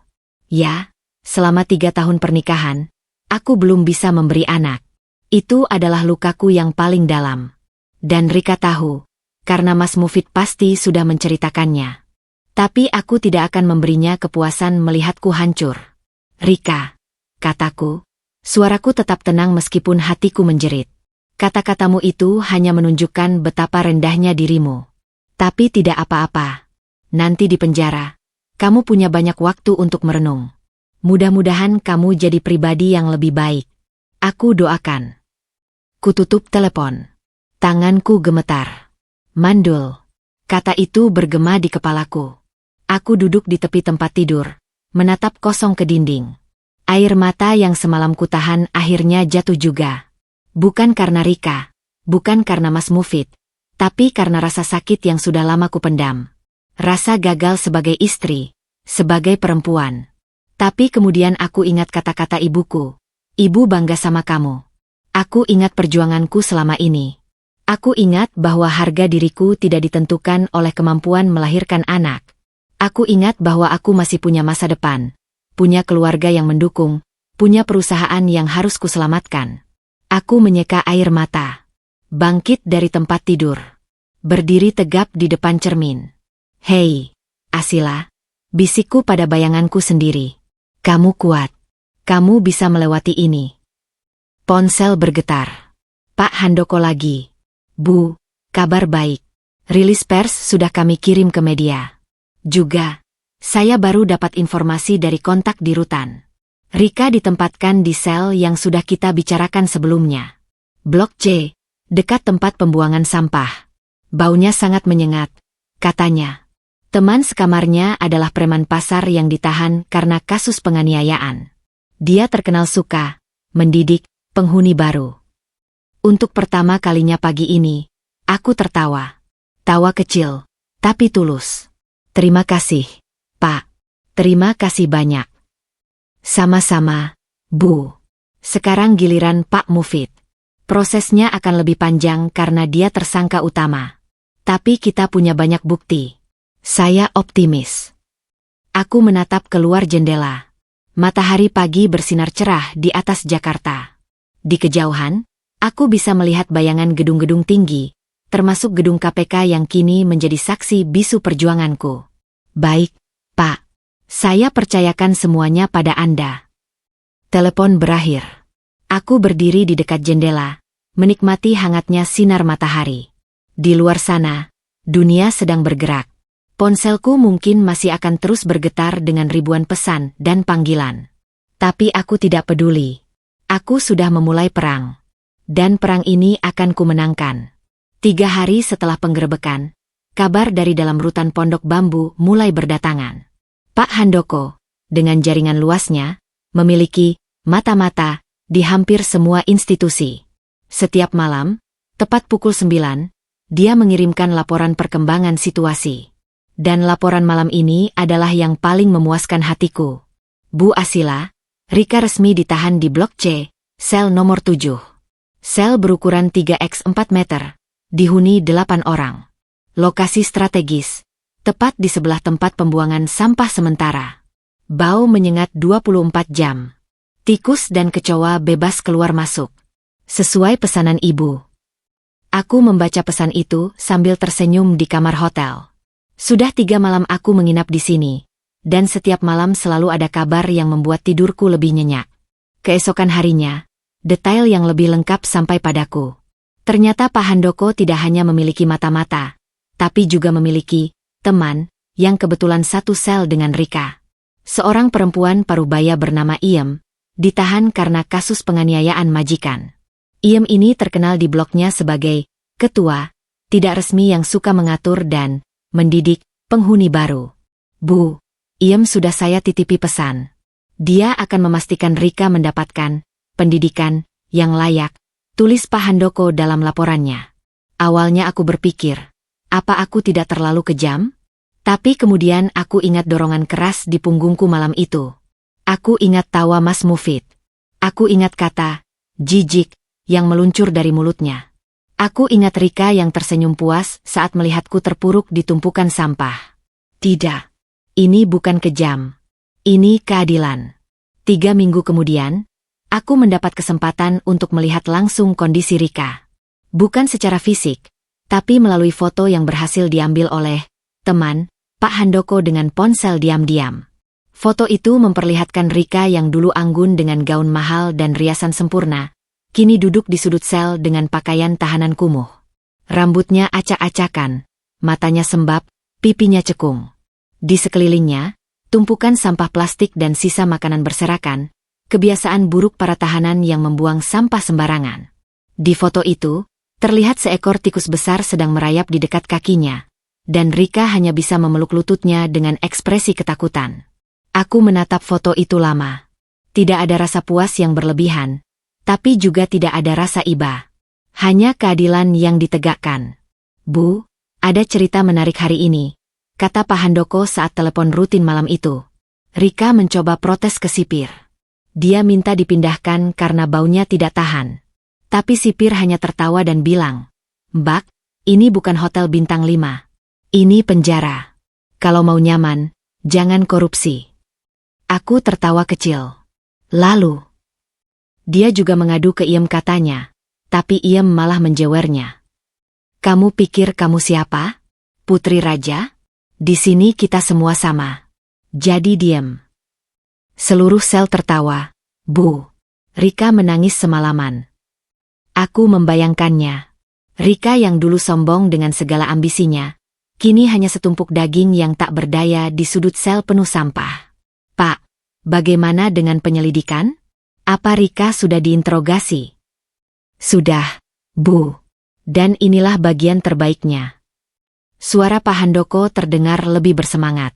Rika ternyata tidak hanya terlibat dalam penggelapan dana. Dia juga terbukti membantu Pak Mufid menyuap beberapa pejabat untuk memenangkan tender proyek. Dan yang paling menarik, Rika adalah mantan karyawan yang dipecat dari perusahaan keluarga ibu 5 tahun lalu, sebelum perusahaan merger dengan keluarga Mufid. Aku terkejut. Apa? Mantan karyawan? Aku tidak pernah tahu. Karena ibu tidak terlibat langsung dalam operasional perusahaan waktu itu. Tapi tim kami menemukan datanya. Rika dipecat karena terbukti menggelapkan uang kas kecil. Dan ternyata, kedekatannya dengan Pak Mufid bukan kebetulan. Dia sengaja mendekat untuk balas dendam pada perusahaan ibu. Dia menggunakan Pak Mufid sebagai alat. Dunia serasa berputar. Jadi ini lebih dalam dari sekadar perselingkuhan biasa. Ini adalah rencana balas dendam yang dirancang rapi. Rika tahu persis bagaimana menghancurkan perusahaan dari dalam. Dan Mas Mufid yang buta cinta, atau buta nafsu, dengan mudahnya terperangkap. Pak, aku tidak tahu harus berkata apa. Ini di luar dugaanku. Ibu tidak perlu berkata apa-apa, Bu. Yang penting, semuanya sekarang terbongkar. Rika tidak hanya akan dihukum karena korupsi, tapi juga karena perencanaan kejahatan. Bisa tambah 5 tahun hukumannya. Aku menghela napas panjang. Keadilan benar-benar bekerja dengan cara yang misterius. Seminggu kemudian, kabar terbaru datang. Rika jatuh sakit. Demam tinggi karena infeksi saluran pernapasan akibat terus-menerus menghirup bau sampah. Dia dirawat di klinik rutan selama 3 hari, lalu dikembalikan ke sel yang sama. Apa tidak bisa dipindah? Tanyaku iseng. Bisa, Bu. Tapi Iem dan teman-temannya sudah terlanjur sayang sama Rika. Mereka protes kalau Rika dipindah. Kata mereka, Rika itu hiburan kami. Lucu lihatnya cengeng terus. Aku tersenyum getir. Rika yang dulu suka mengejekku di depan umum, kini jadi bahan ejekan di dalam sel. Hidup memang penuh putaran karma. Pak, aku ingin minta satu hal. Pastikan Rika mendapat perawatan yang layak. Aku tidak ingin dia mati di sana. Aku ingin dia hidup panjang, merenungi semua perbuatannya. Permintaan mulia, Bu. Saya pastikan. Malam itu, sebelum tidur, aku membuka jendela kamar hotel. Udara malam Jakarta yang panas bercampur polusi, tapi aku tetap menghirupnya dalam-dalam. Di suatu tempat di kota ini, di balik tembok tebal rutan pondok bambu, Rika mungkin sedang terbaring lemah di selnya. Dia mungkin menangis, mungkin berdoa, mungkin menyesal. Tapi tidak ada tangis yang bisa mengembalikan harga diriku yang sempat terinjak. Tidak ada penyesalan yang bisa memperbaiki luka di hatiku. Yang ada hanya keadilan. Keadilan yang kini sedang berjalan perlahan, tapi pasti. Aku memejamkan mata. Doa singkat meluncur dari hatiku. Ya Allah, apapun yang terjadi selanjutnya, beri aku kekuatan. Dan jika Rika sungguh bertaubat, ampuni dia. Tapi biarkan dia merasakan akibat dari perbuatannya, agar dia tahu bahwa merendahkan orang lain itu ada harganya. Di luar, lampu-lampu Jakarta terus berkelip. Dan di dalam kamar 2218, aku akhirnya bisa tidur dengan damai. 2 minggu setelah penggerebekan, gempuran pertama dari keluarga besar Mas Mufid akhirnya tiba. Aku sudah menduga ini akan terjadi. Tapi tetap saja dadaku berdebar ketika menerima undangan untuk pertemuan keluarga di rumah mertua. Rumah besar di kawasan Menteng yang selama ini hanya kukunjungi saat hari raya. Awalnya aku ragu untuk datang. Tapi Pak Handoko menyarankan sebaliknya. Bu, jika ibu tidak datang, mereka akan memutarbalikkan cerita. Mereka akan bilang ibu pengecut, ibu bersalah, ibu lari dari tanggung jawab. Lebih baik ibu datang, tunjukkan bahwa ibu kuat dan tidak takut. Maka dengan hati-hati, aku mempersiapkan diri. Kukenakan setelan blazer navy blue yang tegas tapi tetap feminin. Riasan tipis, rambut diikat rapi. Aku ingin tampak profesional, berwibawa, tidak terbaca emosi. Pak Handoko menawariku pendamping, tapi kutolak. Ini urusan keluarga, Pak. Aku harus hadapi sendiri. Dia mengangguk. Baik, Bu. Tapi ponsel ibu harus dalam keadaan aktif. Jika ada apa-apa, saya hanya butuh 1 telepon. Aku tiba di rumah mertua pukul 10 pagi. Rumah bergaya kolonial Belanda itu tampak angker di mataku sekarang. Dulu aku selalu merasa hangat setiap kali datang. Tapi kini rasanya seperti memasuki sarang lawan. Seorang asisten rumah tangga membukakan pintu. Ekspresinya canggung. Mungkin sudah mendengar kabar skandal ini. Bu Asila, silakan masuk. Semua sudah menunggu di ruang tengah. Aku melangkah masuk. Ruang tengah yang luas itu dipenuhi oleh setidaknya 15 orang. Mertua laki-lakiku, Pak Hartono, duduk di kursi utama dengan wajah tegang. Di sampingnya, Bu Tuti, mertua perempuanku, dengan mata sembab dan lipatan kemarahan di kening. Beberapa ipar, paman, bibi, bahkan sepupu-sepupu jauh juga hadir. Mereka semua menatapku dengan berbagai ekspresi. Ada yang marah, ada yang penasaran, ada juga yang terlihat iba. Asila, akhirnya kamu datang. Suara Bu Tuti dingin, menusuk. Aku duduk di kursi yang tersedia, tepat berhadapan dengan mereka. Seperti interogasi. Iya, Bu. Saya datang karena dipanggil. Dipanggil? Kamu pikir ini panggilan biasa? Seorang ipar laki-laki, Mas Dharma, kakak Mas Mufid, langsung menyambar. Suaranya tinggi. Kamu hancurin keluarga ini. Asila. Mufid di penjara. Perusahaan kacau. Nama baik keluarga hancur. Dan kamu duduk manis di sini seperti tidak bersalah. Aku menatapnya tenang. Mas Dharma, apa yang menimpa Mas Mufid adalah akibat perbuatannya sendiri. Saya tidak pernah menyuruhnya korupsi. Saya tidak pernah menyuruhnya selingkuh. Saya bahkan tidak pernah menyuruhnya menghina saya di depan umum. Bu Tuti mendengus. Ah, itu urusan rumah tangga kalian. Kenapa harus dibawa-bawa ke ranah hukum? Kenapa tidak diselesaikan baik-baik? Kamu istri, tugasmu adalah mendampingi suami, bukan menjerumuskannya. Darahku mendidih, tapi kutahan. Bu, dengan hormat, apa yang Mas Mufid lakukan bukan lagi urusan rumah tangga biasa. Dia menggelapkan uang perusahaan. Uang itu bukan hanya miliknya, tapi juga milik saya, milik karyawan, milik negara.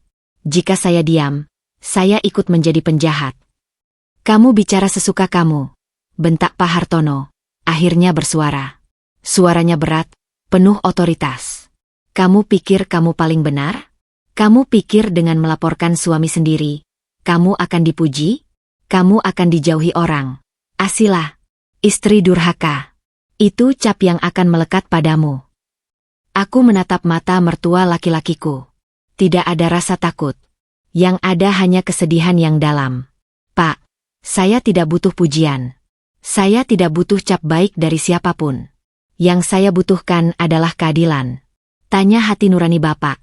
Apa benar membiarkan korupsi dan perselingkuhan itu baik? Apa benar mendiamkan kejahatan itu tugas seorang istri? Ruangan hening. Beberapa orang menunduk. Yang lain saling pandang. Seorang bibi dari pihak mertua, Tante Lilis, angkat bicara dengan nada lebih lembut. Asila, kami semua cuma kaget. Ini berat buat keluarga. Tapi coba pikir, apa tidak ada jalan damai? Mungkin Mufid bisa mengembalikan uangnya. Minta maaf, kalian rujuk lagi. Tante, potongku lembut tapi tegas. Mas Mufid tidak hanya mengambil uang. Dia juga mengambil harga diri saya. Dia membiarkan selingkuhannya mendorong saya ke tong sampah. Dia tertawa dan bilang saya jijik di depan ratusan tamu. Jika Tante ada di posisi saya, apa Tante bisa memaafkan? Tante Lilis terdiam. Dia menunduk, tidak bisa menjawab. Bu Tuti mengepalkan tangannya. Matanya menyala. Jadi kamu nggak akan cabut laporan? Tidak bisa, Bu. Prosesnya sudah di tangan KPK. Di luar kendali saya. Bohong. Kamu pasti punya koneksi. Kamu anak konglomerat. Masa nggak bisa berhentiin ini semua? Aku menghela napas. Bu, saya bisa saja menggunakan uang dan koneksi untuk menghentikan ini. Tapi apa gunanya? Mas Mufid akan bebas, lalu mengulangi perbuatannya. Rika juga bebas, lalu mencari korban lain. Dan saya? Saya akan kembali hidup dalam penjara pernikahan palsu. Maaf, Bu. Saya tidak mau. Pak Hartono berdiri. Wajahnya merah padam. Keluar. Kamu keluar dari rumah ini. Aku tidak mau melihat menantu durhaka di depanku. Aku berdiri perlahan. Menatap satu persatu wajah mereka. Ada yang marah, ada yang sedih, ada yang bingung. Tapi tidak ada yang membelaku. Tidak satu pun. Saya pamit. Kataku tenang. Jika ada keperluan selanjutnya, bisa hubungi pengacara saya. Namanya Pak Handoko. Nomornya sudah saya berikan pada asisten rumah tangga. Aku berbalit, melangkah menuju pintu. Di belakang, kudengar suara Bu Tuti menangis terseduh-seduh. Suara Mas Dharma mengumpat. Tapi aku tidak menoleh. Di luar, mentari bersinar terik. Aku menarik napas dalam-dalam. Dadaku sesak, tapi aku merasa lega. Lega karena sudah mengatakan semua yang harus kukatakan. Lega karena tidak gentar. Ponselku bergetar. Pesan dari Pak Handoko. Bu, bagaimana? Aku mengetik balasan. Seperti memasuki sarang harimau. Tapi saya selamat. Mereka marah, tapi saya tidak takut. Bagus, Bu. Ibu hebat. Aku tersenyum. Ya, aku hebat. Aku perempuan yang baru saja menghadapi 15 orang yang memusuhiku sendirian, dan aku masih berdiri tegak. Di perjalanan pulang ke hotel, ponselku kembali berdering. Kali ini panggilan dari ayahku. Nak, ibu cerita kamu dipanggil keluarga Mufid. Kamu nggak apa-apa. Aku tersenyum mendengar suara ayah. Aku baik-baik saja. Yah, mereka marah-marah, tapi aku sudah siap. Bagus.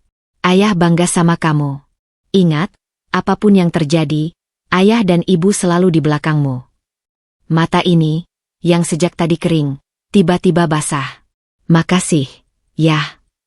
Kamu mau pulang ke rumah orang tua? Atau kemana? Jangan di hotel terus, kasihan. Nanti, Yah.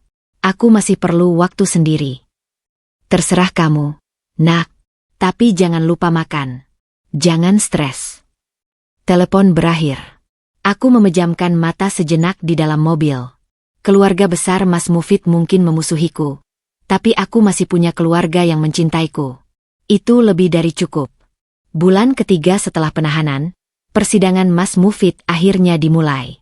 Aku hadir di setiap sidang, duduk di barisan pengunjung biasa, menyaksikan dari kejauhan pria yang pernah menjadi suamiku kini duduk di kursi pesakitan dengan baju tahanan berwarna oranye. Wajahnya yang dulu selalu tampak percaya diri kini pucat dan kusut. Kumis dan jenggotnya tumbuh tidak terawat. Matanya cekung, mungkin karena kurang tidur atau terlalu banyak menangis. Sidang pertama berlangsung dramatis. Jaksa penuntut umum membacakan dakwaan setebal 200 halaman. Pasal-pasal yang disangkakan membuat keluarga Mufid yang hadir di ruang sidang tersentak. Korupsi, penggelapan pajak, pencucian uang, dan pemalsuan dokumen. Total kerugian negara mencapai 12 miliar rupiah, dengan 5,7 miliar diantaranya secara spesifik mengalir ke rekening pribadi Mas Mufid dan Rika. Yang paling menarik perhatianku adalah saat jaksa menyebut nama Rika sebagai rekan sejawat dalam melakukan tindak pidana. Di kursi terdakwa lainnya, Rika duduk dengan wajah tertunduk. Tubuhnya jauh lebih kurus dari terakhir kali aku melihatnya di pesta. Rambutnya dipotong pendek, kusam, tidak ada lagi kilau rambut indah yang dulu selalu ia pamerkan. Sidang kedua, giliran saksi-saksi yang dihadirkan. Dan disinilah kejutan terbesar terjadi. Saksi pertama adalah seorang pria parubaya, mantan direktur keuangan di perusahaan kami yang dipecat Mas Mufid 6 bulan lalu. Dengan tegas ia menjelaskan bagaimana Rika dan Mas Mufid bekerja sama menguras dana perusahaan. Saya sudah diperintahkan Pak Mufid untuk mentransfer dana ke rekening atas nama PT Fiktif Makmur Sentosa, katanya di depan hakim. Saat saya tanya untuk apa, Pak Mufid marah dan bilang itu urusan saya. Saya curiga, makanya saya kumpulkan bukti sebelum dipecat. Dia menyerahkan dokumen-dokumen yang menjadi barang bukti. Di antaranya ada tanda tangan Mas Mufid yang jelas sekali. Mas Mufid membantah, tapi bukti terlalu kuat. Saksi kedua lebih mengejutkan lagi. Seorang wanita muda, cantik, dengan gaya glamor. Namanya Siska, dan ternyata dia adalah wanita simpanan Mas Mufid sebelum Rika. Ya, sebelum Rika, Mas Mufid sudah memiliki beberapa selingkuhan lainnya. Siska bersaksi dengan suara lantang, tanpa rasa takut. Saya kenal Mas Mufid 2 tahun lalu. Dia janji akan menikahi saya. Tapi setelah setahun, dia tinggalkan saya untuk Rika. Saya punya bukti chat dan transfer uang dari dia ke saya. Uang itu katanya dari dana operasional perusahaan. Ruangan sidang bergemuruh. Keluarga Mas Mufid terlihat pucat. Bu Tuti menutup mulutnya, matanya terbelalak. Pak Hartono memegangi dadanya, mungkin kaget. Siska melanjutkan, saya diam saja selama ini karena takut. Tapi setelah lihat berita Pak Mufid ditangkap KPK, saya merasa harus bicara. Biar semua tahu siapa sebenarnya Pak Mufid. Mas Mufid tertunduk lesu. Tidak ada lagi rasa percaya diri di wajahnya. Rika di sebelahnya menatapnya dengan tatapan tajam penuh kebencian. Mungkin baru sekarang Rika sadar bahwa dia bukan satu-satunya. Sidang ketiga, giliran Rika yang memberikan kesaksian. Dan inilah bagian paling dramatis dari seluruh persidangan. Dengan suara bergetar, Rika mulai bicara. Yang mulia, saya ingin mengaku. Saya terlibat dalam penggelapan ini, tapi bukan saya dalangnya. Saya hanya disuruh. Dalangnya adalah... Semua orang menahan napas. Mufid sendiri. Tapi ada satu hal yang tidak banyak orang tahu. Saya sengaja mendekati Mufid karena saya punya dendam pada keluarganya. Mantan direktur perusahaan, sebelum merger, adalah paman saya. Beliau dipecat secara tidak hormat oleh keluarga Mufid karena menolak melakukan korupsi. Saya ingin balas dendam. Saya buat Mufid jatuh cinta, lalu saya buat dia korupsi lebih besar, agar dia hancur. Ruangan sidang hening total. Aku tidak percaya dengan apa yang kudengar. Rika melanjutkan dengan air mata. Tapi saya tidak pernah menduga akan jatuh cinta sungguhan padanya. Saya bodoh. Saya pikir saya bisa mengendalikan segalanya. Tapi ternyata saya juga hancur. Maafkan saya, Yang Mulia. Maafkan saya, Bu Asila. Matanya beralih padaku. Air mata mengalir di pipinya yang kurus. Aku terdiam. Ribuan emosi bercampur aduk di dadaku. Dendam, kasihan, marah, iba. Tapi yang paling kuat adalah lega. Lega karena akhirnya semuanya terbongkar. Hakim mengetuk palu. Sidang ditunda 1 minggu. Saat keluar ruang sidang, aku dihampiri oleh seseorang. Mas Mufid, dengan pengawalan polisi, berhenti tepat di depanku. Ini pertama kalinya kami berhadapan langsung sejak malam pesta itu. Asila. Suaranya serak. Boleh bicara sebentar. Polisi mengangguk, memberi kami waktu 5 menit. Kami berdiri di sudut lorong gedung pengadilan. Jauh dari keramaian. Mas Mufid menunduk, tidak berani menatap mataku. Asila, aku minta maaf. Untuk semuanya. Untuk Rika. Untuk uang. Untuk malam itu di pesta. Aku tahu kata maaf tidak cukup. Tapi aku benar-benar menyesal. Aku diam, membiarkan dia bicara. Semua yang terjadi sekarang, ini karma. Ya? Aku yang dulu sombong, merasa paling hebat, sekarang jadi pesakitan. Aku kehilangan segalanya. Istri, perusahaan, harga diri, bahkan Rika yang kupikir cinta padaku ternyata hanya memanfaatkan aku. Dia menghela napas panjang. Tapi yang paling menyakitkan, aku kehilangan diriku sendiri. Aku nggak tahu siapa aku lagi. Aku menatapnya lekat-lekat. Pria ini dulu adalah cinta pertamaku. Pria yang membuatku percaya pada janji-janji manis. Kini dia hanya bayangan dari dirinya yang dulu. Mas, aku sudah memaafkanmu, kataku pelan. Dia mendongak, matanya berbinar harap. Tapi aku melanjutkan. Aku memaafkanmu, bukan berarti aku melupakan. Aku memaafkanmu, bukan berarti aku akan menerimamu kembali. Aku memaafkanmu, agar aku bisa move on dengan hidupku. Tapi kamu harus tetap menjalani hukumannya. Kamu harus bertanggung jawab atas perbuatanmu. Harapan di matanya padam. Tapi dia mengangguk pasrah. Aku mengerti. Makasih, Asila.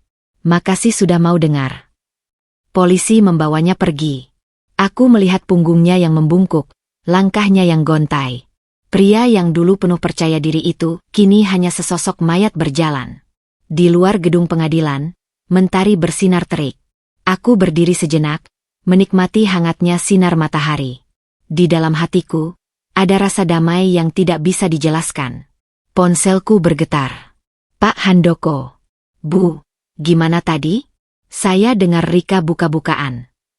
Iya, Pak. Luar biasa. Dunia memang sempit. Memang, Bu. Oh ya, saya dapat kabar dari Rutan. Rika minta ditempatkan di sel lain. Katanya dia tidak tahan dengan bau sampah dan perlakuan Iem. Tapi Iem dan teman-temannya protes. Mereka sudah terlanjur sayang sama Rika. Lucu katanya. Aku tersenyum. Biarkan saja, Pak. Itu konsekuensi. Setuju, Bu. Ada satu lagi kabar baik. Perusahaan sudah sepenuhnya di bawah kendali Ibu.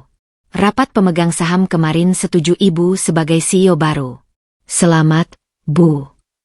Mataku berkaca-kaca. Bukan karena sedih, tapi karena haru. Di tengah kehancuran ini, ada awal baru yang menanti. Terima kasih, Pak. Terima kasih untuk semuanya. Sama-sama, Bu. Ibu memang layak dapat yang terbaik. Aku menatap langit Jakarta yang biru. Di sana, burung-burung beterbangan bebas. Seperti hatiku sekarang, yang akhirnya merdeka.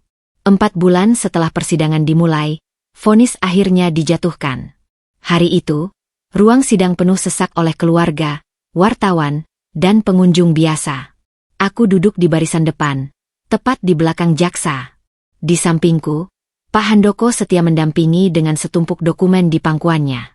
Hakim ketua membacakan putusan dengan suara lantang yang menggema di seluruh ruangan. Terdakwa Mufid Hidayat, terbukti secara sah dan meyakinkan bersalah melakukan tindak pidana korupsi, penggelapan pajak, dan pencucian uang sebagaimana dakwaan primer. Menjatuhkan pidana penjara selama 12 tahun, denda sebesar 1 miliar rupiah subsidiar 6 bulan kurungan, serta kewajiban membayar uang pengganti sebesar 8,5 miliar rupiah. Aku melihat Mas Mufid di kursi pesakitan. Tubuhnya limbung, wajahnya pucat pasi. Bu Tuti di belakangku mulai menangis keras, sementara Pak Hartono hanya diam membatu. Beberapa ipar perempuan terisak-isak. Hakim melanjutkan. Untuk terdakwa Rika Andriani, terbukti bersalah sebagai turut serta dalam tindak pidana korupsi dan pemalsuan dokumen. Menjatuhkan pidana penjara selama 7 tahun, denda 500 juta rupiah subsidiar 3 bulan kurungan. Rika menunduk dalam. Tidak ada tangis, hanya kepasrahan total. Tubuhnya yang dulu penuh percaya diri kini hanya bayangan. Hakim mengetuk palu. Sidang dinyatakan ditutup. Palu itu seperti palu yang memaku masa lalu mereka di balik jeruji besi.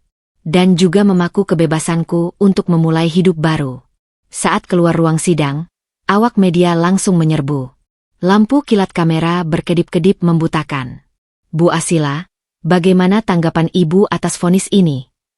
Ibu Asila, apakah Ibu puas dengan putusan hakim? Ibu, apa rencana Ibu selanjutnya? Aku berhenti sejenak, menatap kerumunan wartawan dengan tenang. Pak Handoko berdiri di sampingku, siap jika diperlukan. Saya menghormati putusan hakim. Saya percaya keadilan telah ditegakkan. Yang terpenting bagi saya sekarang adalah memulihkan perusahaan dan melanjutkan hidup. Mohon doanya. Aku melangkah meninggalkan wartawan yang masih bertanya.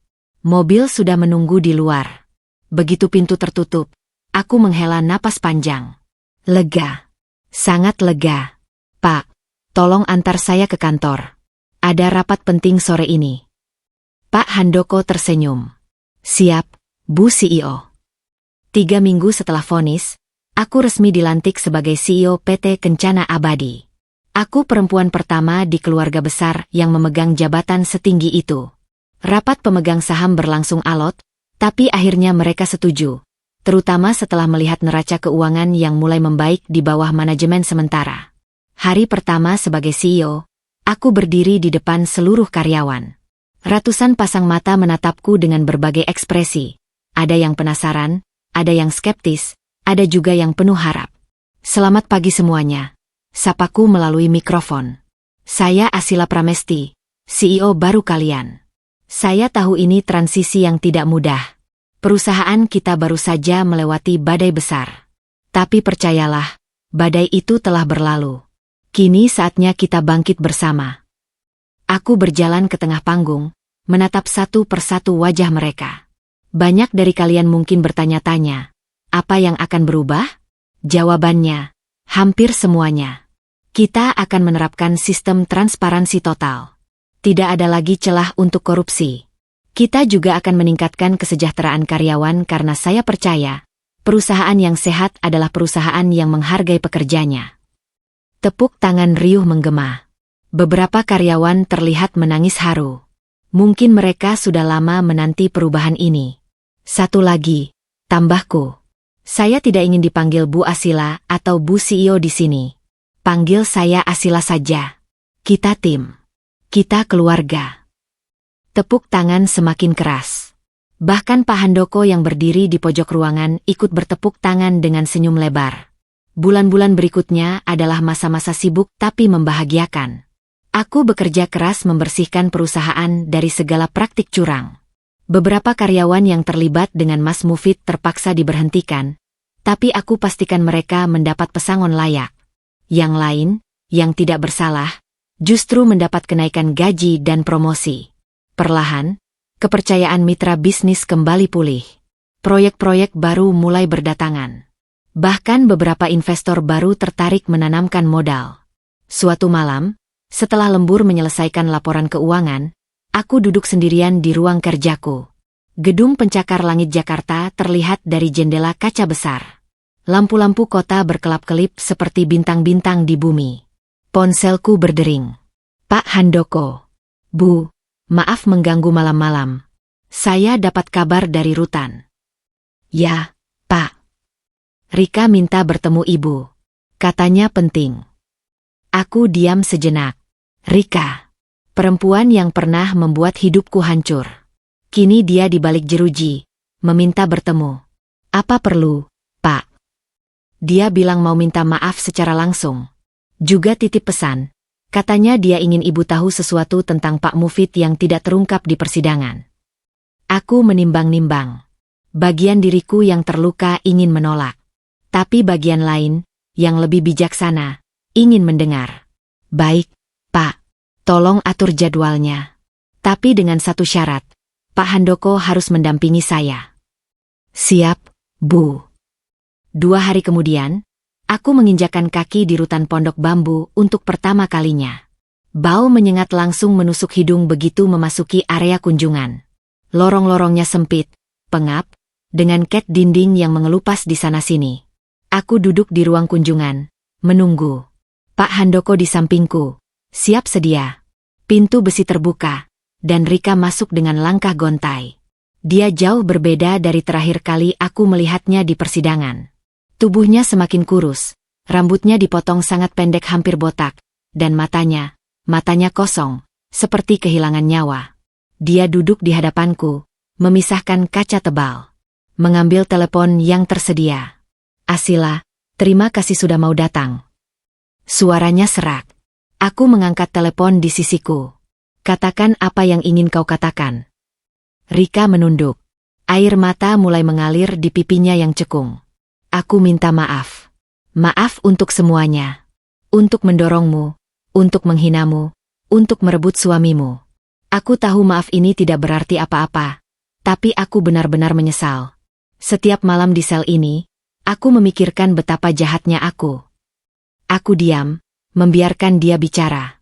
Aku juga ingin bilang, terima kasih. Karena kamu memastikan aku mendapat perawatan waktu sakit. Aku tahu itu darimu. Sipir bilang ada permintaan khusus dari keluarga korban. Aku tidak membantah. Memang aku yang memintanya. Asila, satu hal yang harus kamu tahu. Rika mengangkat wajahnya, menatapku lekat. Mufid itu, dia tidak pernah benar-benar mencintaiku. Aku hanyalah alat balas dendam yang kebetulan jatuh cinta padanya. Tapi dia juga tidak pernah mencintaimu selama ini. Dia hanya mencintai uang dan kekuasaan. Jadi jangan pernah merasa gagal sebagai istri. Kamu tidak gagal. Dia yang gagal sebagai suami. Kata-katanya menusuk, tapi juga membebaskan. Selama ini, sebagian diriku selalu bertanya-tanya, apa salahku? Apa kekuranganku? Kini aku tahu. Bukan aku yang salah. Rika, aku memaafkanmu, kataku pelan. Tapi seperti yang pernah kukatakan pada Mufid, maaf tidak menghapus konsekuensi. Kamu harus menjalani hukuman ini. Gunakan waktu itu untuk berubah. Keluar nanti, jadilah manusia yang lebih baik. Rika menangis terseduh. Terima kasih, Asila. Terima kasih. Saat meninggalkan Rutan, udara luar terasa begitu segar. Aku menghirupnya dalam-dalam. Di dalam sana, ada manusia-manusia yang sedang membayar kesalahan mereka. Di luar sini, aku bebas melanjutkan hidup. Pak Handoko menepuk bahuku. Ibu kuat sekali. Saya salut. Aku tersenyum. Bukan kuat, Pak. Hanya lelah membenci. 2 tahun setelah vonis dijatuhkan, hidupku berubah total. Tidak ada lagi bayang-bayang masa lalu yang menghantui. Tidak ada lagi rasa sakit yang menggerogoti. Yang ada hanyalah kedamaian yang kurasakan di setiap sudut hatiku. Perusahaan yang kutu kupimpin kini berkembang pesat. Di bawah kepemimpinanku, PT Kencana Abadi berhasil mencetak rekor pendapatan tertinggi sepanjang sejarahnya. Aku dinobatkan sebagai salah satu CEO wanita paling berpengaruh di bawah 35 tahun oleh sebuah majalah bisnis ternama. Fotoku menghiasi sampul majalah itu dengan judul Bangkit dari Reruntuhan. Kisah Asila Pramesti membangun kembali imperium yang hancur. Tapi di balik semua kesuksesan itu, yang paling berharga adalah kedamaian yang kurasakan. Aku sudah memaafkan Mas Mufid. Aku sudah memaafkan Rika. Dan yang terpenting, aku sudah memaafkan diriku sendiri. Suatu sore, saat aku sedang menikmati kopi di kafe langgananku, seorang pria menghampiri mejaku. Wajahnya tampan, dengan senyum hangat dan mata yang jujur. Maaf, apakah ini Asila? Asila Pramesti? Tanyanya sopan. Aku mengangguk sedikit waspada. Ya, benar. Ada yang bisa saya bantu. Dia tersenyum lebar. Wah, senang sekali bisa bertemu langsung. Saya Raka, dokter relawan dari organisasi kemanusiaan. Saya membaca artikel tentang ibu di majalah. Sungguh menginspirasi. Aku tersenyum canggung. Ah, terima kasih. Itu hanya liputan biasa. Bolehkah saya duduk? Tanyanya. Saya sendiri sedang menunggu teman, tapi dia terlambat. Mungkin kita bisa ngobrol sebentar. Aku mengangguk, mempersilakannya duduk. Percakapan singkat itu ternyata berlanjut menjadi percakapan panjang. Raka ternyata bukan hanya dokter biasa. Dia adalah relawan yang baru pulang dari misi kemanusiaan di daerah bencana. Selama 2 tahun terakhir, dia keliling Indonesia membantu korban gempa, banjir, dan berbagai musibah lainnya. Berat sekali, ya? Tanyaku tulus. Dia tersenyum. Berat, tapi juga indah. Melihat orang-orang bangkit dari keterpurukan, itu hadiah terindah. Kata-katanya mengena di hatiku. Bukankah aku juga bangkit dari keterpurukan? Kami bertukar nomor telepon. Bermula dari obrolan ringan, lalu berkembang menjadi pertemuan-pertemuan rutin. Raka tidak seperti pria lain yang pernah kukenal. Dia sederhana, rendah hati, dan selalu punya cara untuk membuatku tertawa. Suatu malam, saat makan malam di restoran Italia langganannya, Raka menggenggam tanganku. Asila, aku tahu kamu punya masa lalu yang berat. Aku tidak ingin menggurui atau sok tahu. Tapi aku ingin kamu tahu, aku di sini untukmu. Bukan karena posisimu, bukan karena perusahaannya, tapi karena dirimu. Asila yang kuat, yang tangguh, yang tetap baik hati di tengah badai. Aku terharu. Mataku berkaca-kaca. Raka, aku merasa nyaman sama kamu. Tapi aku takut. Takut apa? Takut sakit lagi. Takut kecewa lagi. Raka menggenggam tanganku lebih erat. Aku tidak akan menjanjikan langit dan bintang. Tapi aku janji, aku akan selalu berusaha menjadi yang terbaik untukmu. Dan jika suatu saat aku salah, bicarakan. Jangan dipendam. Aku tersenyum. Untuk pertama kalinya setelah sekian lama, aku membuka hati. Hubungan kami berjalan lambat tapi pasti. Raka sabar menghadapi segala traumaku. Dia tidak pernah memaksa. Dia selalu memberi ruang. Dan perlahan, lukaku mulai sembuh. Setahun kemudian, Raka melamarku. Bukan dengan cincin berlian besar atau pesta mewah. Dia melamarku di pantai saat matahari terbenam, dengan sebuket bunga liar dan seutas cincin perak sederhana. Asila, maukah kamu menjadi pendamping hidupku? Menjalani sisa hidup bersama, dalam suka dan duka, sehat dan sakit, kaya dan miskin. Aku menangis. Bukan sedih, tapi bahagia. Mau, Raka. Aku mau. Pernikahan kami digelar sederhana, hanya dihadiri keluarga dan sahabat terdekat.